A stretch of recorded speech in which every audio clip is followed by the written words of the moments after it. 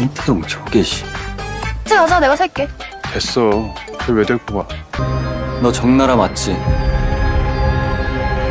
아빠!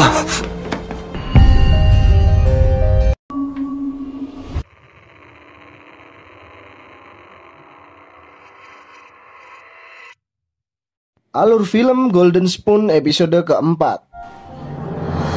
Kecurigaan Sun Chun jika Taeyong yang mengirim pesan kepadanya tidaklah terbukti karena begitu ia menelpon nomor tersebut ternyata HP milik Joo-hee lah yang berdering. 죄송합니다. Namun karena jam pelajaran sudah dimulai, ia tak bisa memastikannya karena guru meminta mematikan HP-nya Joo-hee. Sun Chun panik karena surat dari nenek penjual sendok telah hilang, menyisakan amplopnya saja. Saat jam istirahat, seorang temannya mengatakan jika ialah yang meletakkan amplop itu ke dalam buku Taeyong setelah menemukannya di pesta kemarin. Ia menganggap amplop tersebut terlalu bagus untuk dibuang walau isinya kosong. 은경이 너가? Pertanyaan pun muncul di benak Sun Chun, jika benar surat itu benar hilang, lalu siapakah yang mengirim pesan ke HP-nya? Ia menduga ada seorang teman dekatnya yang sedang bertukar orang tua menggunakan sendok emas seperti dirinya. 나 주인 아닐 테고. Satu persatu sahabatnya yang kaya raya mulai ia curigai, namun yang paling janggal adalah Joo-hee, karena ia terlalu ramah untuk seorang yang berasal dari keluarga kaya raya. Ditambah lagi rasa bersalahnya yang sangat besar kepada Nara, dan paling meyakinkan Joo-hee juga yang memberikan surat pemberian dari nenek penjual sendok emas. 할머니 편지를 건네준 것도 주희였다. Untuk memastikannya, Sun Chun diam-diam menggeledah tas Joo-hee saat kelas kosong. Ia ingin memastikan apakah panggilan tadi pagi di HP-nya berasal dari nomornya. Di sisi lain, Joo-hee berbincang dengan Yeonjin tentang kedekatannya dengan dua pria sekaligus, yang tak lain adalah Sun Chun dan Taeyong. Yeonjin meminta Joo-hee menjauhi Taeyong karena ia menyukainya. Seperti Yeonjin belum mengetahui jika Taeyong dan Joo-hee pernah bertunangan. Sadar jika HP-nya ketinggalan, Joo-hee buru-buru mengambilnya di kelas. Ia terkejut melihat Taeyong berusaha membuka sandi HP-nya. 태용, Sun Chun beralasan jika ia hanya ingin memastikan siapakah yang menelpon Joo-hee di pagi hari. Karena tak ingin dicurigai, Joo-hee menunjukkan kepada Taeyong jika yang menelponnya adalah ayahnya. 아빠한테 온 전화였다. Sun Chun mengatakan jika ia hanya khawatir kepada Joo-hee diteror oleh pesan yang iseng melakukan pemerasan yang mengatasnamakan dirinya. Ia lalu meminta maaf karena hal itu membuat Joo-hee tak nyaman. Sementara di kelas lain, teman-temannya menanyakan keberadaan Taeyong dan Joo-hee yang belum bergabung juga. Beberapa waktu kemudian, saat Sun Chun duduk seorang diri, Taeyong tak sengaja membaca pesan yang sedang Sun Chun baca ulang. Taeyong penasaran siapakah yang mengirim pesan norak tersebut. Namun ia mengaku bukan dirinya lah yang melakukannya. 이놈 저게. Sun Chun sedikit kesal saat Taeyong memberikan peringatan agar ia tak mendekati Joo-hee lagi. Ia bahkan melarang Joo-hee untuk mengajak Taeyong ke kantin bersama. Malam harinya, Yeonjin memberi saran kepada Taeyong agar sebaiknya ia fokus pada pelajaran ketimbang memikirkan rapat pemegang saham. 네. Tak melanjutkan pembicaraan lagi, Yeonjin justru merasa aneh kepada Taeyong mengonsumsi kopi yang selama ini ia hindari. Joo-hee lalu menelponnya mengajak Taeyong ke kantor polisi karena pelaku penyerangan yang tak lain adalah Jeong sudah tertangkap. Polisi mengatakan seorang yang melaporkan bernama Yeonjin karena Jeong menyelinap ke rumahnya untuk meluapkan kerinduan kepada mendiang Nara. Diketahui keluarga Nara pernah menyewa kamar di rumah Yeonjin selama bertahun-tahun. Untuk menyelidiki kematian Nara yang tiba-tiba sakit hingga tak tertolong, Sun Chun mengajak Yeonjin ke rumah Abu. Ia curiga jika Yeonjin adalah Nara yang sedang bertukar kehidupan menggunakan sendok emas seperti dirinya. Karena menurut cerita Joo-hee, justru Yeonjin lah yang sering sakit-sakitan sejak SMP. 내가 알고 있는 사실이랑은 좀 다른. Alasan Sun Chun mengajak Yeonjin ke tempat itu adalah karena ingin tahu kebenaran cerita tentang Nara dan Yeonjin. Yeonjin mengaku tak begitu dekat dengan Nara, walaupun Nara dan ayahnya pernah menyewa kamar di rumahnya. Anehnya, Yeonjin mendadak bersedih saat Sun Chun menanyakan alasan melaporkan Jeong ke polisi. Hyunjin mengatakan jika Jeong ayah yang kejam yang selalu memukuli dan menyiksa Nara selama semasa hidup. Ia terpaksa melaporkan pria itu semata-mata demi Nara. 보고 싶어서 간 사람을 왜 신고했지? Langkah Hyunjin tiba-tiba berhenti saat Sunchung memanggilnya dengan nama yang berbeda. 정나라. Hyunjin kesal karena Taeyong menganggap ia sebagai Nara sama seperti apa yang ia kirim lewat pesan di handphonenya. Ia justru balik menuduh Taeyong lah yang mengirim pesan itu. Di tempat berbeda, Juhe memandangi foto kebersamaan Hyunjin dan Nara saat masih hidup. Pesan misterius masuk ke handphone Juhe juga, yang isinya tak jauh beda dengan Taeyong. Tak hanya mereka yang mendapat pesan, Taeyong asli dan teman-temannya juga mendapat pesan serupa. Keesokan harinya, Janggun mengaku jika ialah yang mengirim pesan tersebut kepada teman-temannya sebagai bahan candaan agar mereka tak terlalu tegang setelah belajar keras. 내가 보냈는데 왜? Bagi teman-teman yang lain, hal itu dianggap biasa saja. Namun bagi Sunchung yang memiliki masalah tersendiri, tentunya hal itu membuatnya khawatir. Hingga mendesak Janggun menanyakan nomor siapakah yang ia gunakan untuk mengganggu teman-temannya. Sunchun alias Taeyong menyantap es krim dengan sendok biasa. Teman-teman menanyakan mengapa Sunchun tak menggunakan sendok emas yang selalu ia bawa kemanapun pergi. Mendengar hal itu, Sunchun merasa ketar-ketir. 아직 자식이라 금수저 갖고 Taeyong sendiri cukup kesulitan mengingat sendok emas. Namun ajaibnya ingatannya menangkap peristiwa saat pernah makan malam di rumah seseorang menggunakan sendok yang dimaksud. 잘 먹을게 태용아. Sepulang sekolah, Taeyong menanyakan keberadaan sendok emas kepada ibu dan Seongah. Namun keduanya yang tak mengetahui perihal sendok itu mengatakan jika ibunya hanya memiliki satu cincin emas, yang itu pun sudah dijual demi membiayai Sunchun masuk SMA. 그거 어딨지? 무슨 금수저? Tak menemukannya di dalam kamar, ia yakin jika sendok itu tertinggal di rumah Taeyong. 진짜 없네. 분명 있었던 것 같은데. 왜 갑자기 아파트를 Berpindah ke tempat lain menggunakan jati diri Taeyong, Sunchung dengan mudah membeli apartemen untuk keluarganya. Karena waktu yang tersisa bertukar kehidupan tinggal 7 hari lagi. 잘하신 겁니다. 예, 오케이. Tanpa mereka sadari, seorang memata-matai mereka dan melaporkan kepada Yongshin saat ia mempersiapkan kedatangan seseorang yang sepertinya sangat spesial. 나한테 정말 잘 어울릴 거야. Perjalanan pulang Sunchun ke rumah terlambat karena demo yang dilakukan warga korban penggusuran. Ia terkejut menghentikan mobil karena ada satu pekerja konstruksi yang ternyata adalah ayahnya sendiri. 너 도대체 누구 편이? Lee Choi ditegur pemilik proyek karena dinilai terlalu memihak kepada warga. Ia pun dipecat karena tak becus dalam bekerja. 사장님. Sunchun menghampiri ayahnya yang mendapat perlakuan kasar. Melihat Taeyong di tempat itu, Lee Choi terkejut dan memintanya merahasiakan hal ini dari anak-anaknya. 정말 미안한데 아저씨 여기서 일하는 거 승천이한테. Untuk sementara waktu, ia akan melupakan tentang komikus dan fokus mencari uang agar tak ingin membuat anak-anaknya malu. 그냥 끝까지 꿈이나 쫓고 만화나 그리지 왜 이런 일을 하냐고. Mendengar hal itu, tentunya perasaan bercampur aduk di benak Sunchun. Di sisi lain, ia merasa iba karena ayahnya yang harus bekerja keras. 멀고 싶어. 우리 승천이한테. Namun, ia juga kecewa lantaran mengapa baru kali ini ayahnya memikirkan untuk mencari nafkah. Andai saja ayahnya giat bekerja sejak 5-10 tahun silam, kehidupan keluarganya tak mungkin akan seperti ini. 진짜 바보야. 이제 와서 뭘 어쩌겠다고. Kekesalannya kepada ayahnya terlupakan karena Juhe mengajak makan malam di tempat yang pernah dikunjungi bersama Sunchun. Ia mentraktir Taeyong dari gaji pertamanya di minimarket. Terlebih, Taeyong sudah banyak membantunya akhir-akhir ini. Kedewasaan Taeyong yang meningkat drastis membuat Juhe lega karena dulu ia yang membantu Taeyong mengerjakan tugas sekolah, bahkan menggendongnya saat kelelahan. Ia juga menjadi penghibur di saat Taeyong menangis merindukan ibunya.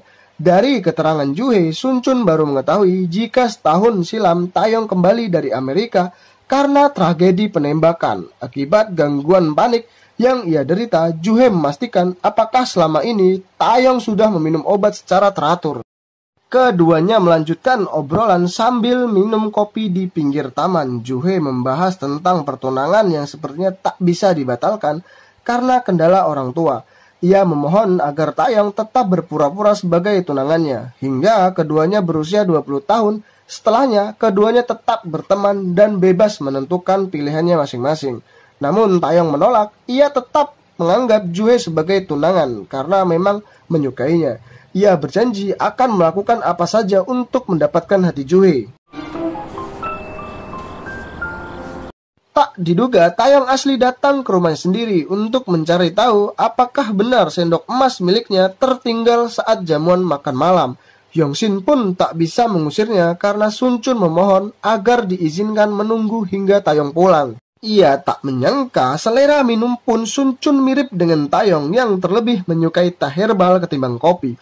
Yang mengejutkan Sun Chun pasti berbahasa Perancis. 제2외국어가 불어라서.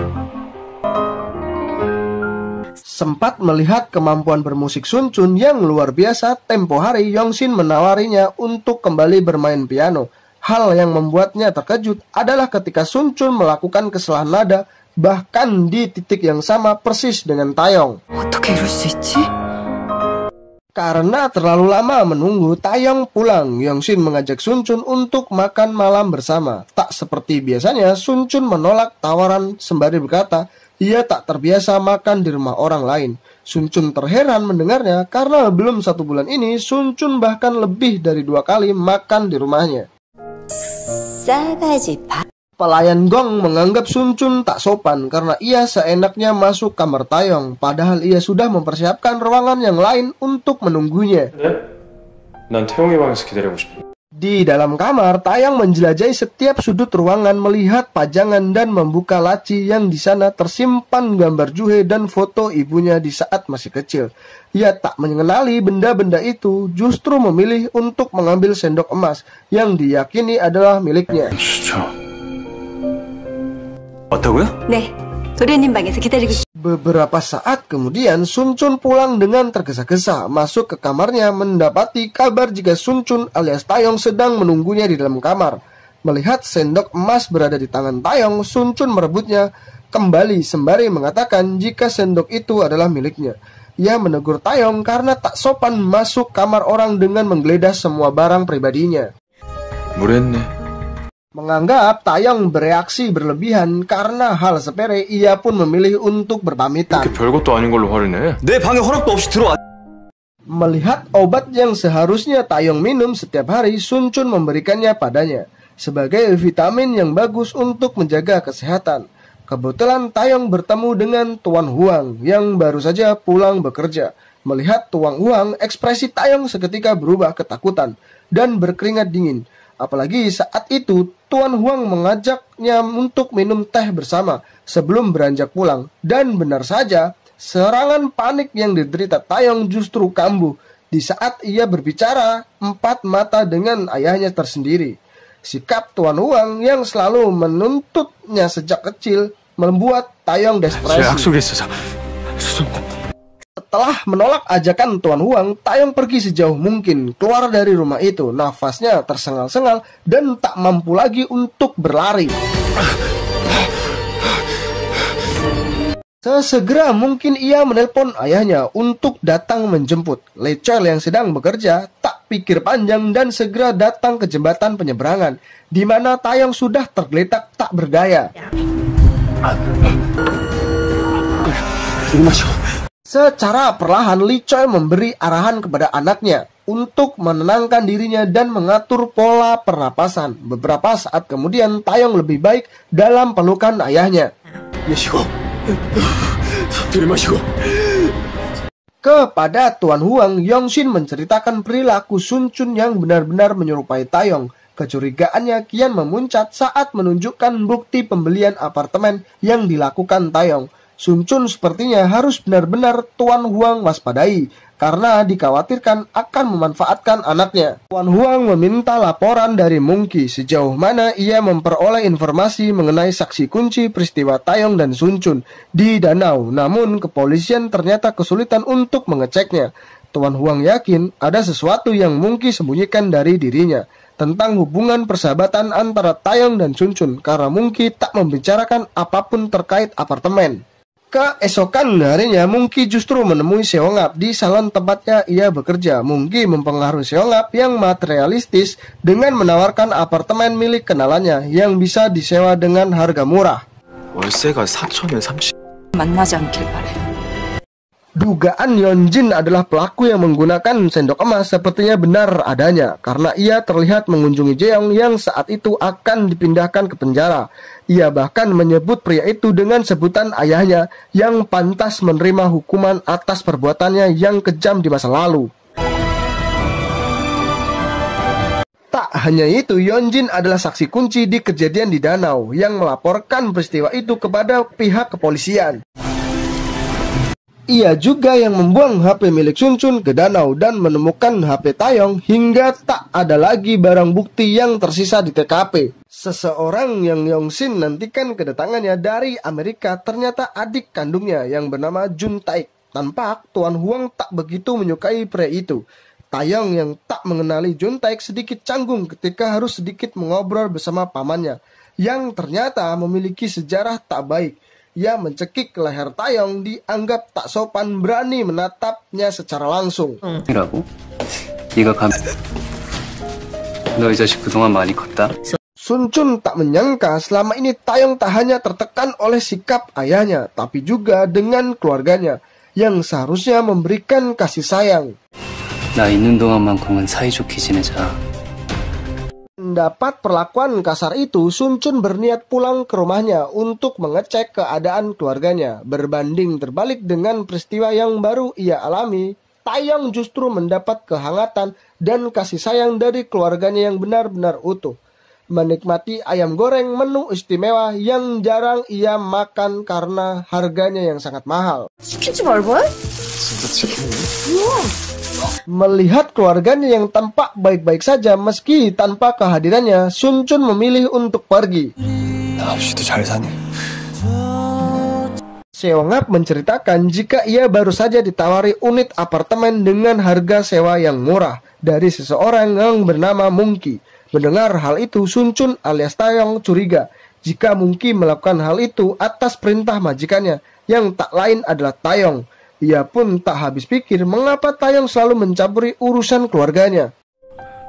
진짜 좋다. Lee Chol saat itu mengagumi hasil gambar Sunchun yang terlihat sangat nyata. Ia baru menyadari jika Sunchun benar-benar berbakat. 진짜